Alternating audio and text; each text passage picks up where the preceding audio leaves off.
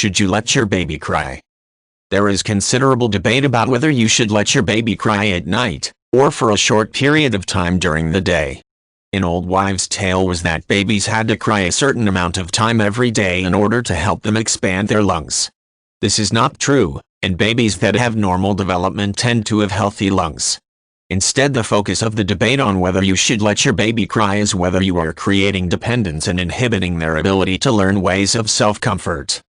Advocates of child-rearing methods that suggest you should let your baby cry tend to range from those who staunchly believe you should never comfort a crying baby to those who take a more middle-of-the-road approach. Some of the arguments forwarded for allowing babies to cry include that especially at night, babies won't sleep through the night or have healthy sleep patterns when they get older if they don't learn how to go back to sleep on their own. This is a little harsh, since babies can cry for many different reasons. Such reasons include hunger, boredom, wet clothing, uncomfortable tummies, or fear. If your baby is bored, it may not be a bad idea to allow crying for a few minutes to see if the baby will settle down. However, most young babies are looking for certain things when they cry, like food or relief from discomfort.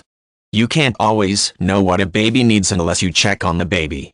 Crying over a wet or messy diaper, hunger, or the need to be burped should be addressed, and it's a good idea not to let your baby cry if it is expressing a clear need. There are many books that discuss the cry it out method for teaching babies to learn to sleep. Many of these have exceptions when you think the baby is crying out of some need that you must satisfy. You can certainly try these methods and determine if it feels right for you to let your baby cry. It's important to go with your gut, and if it doesn't feel right, recognize there is another school of thought on whether babies should be allowed to cry. This second school of thought is that babies cry for reasons, and ignoring this cry may be ignoring the needs of your child. If parents want to foster strong bonds with children, the last thing they should do is abandon them in their hour of need. Picking up a baby who cries even out of boredom or loneliness may teach the child that asking for help is a good idea, and that they have the full support of parents.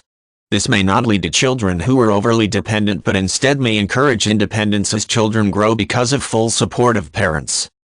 These schools of thought are often in direct opposition to each other. Parents who use one method or another often vouch for that method, which can certainly confuse new parents having to make this decision. It really may help to read up on cry it out and baby comfort methods to see how you feel.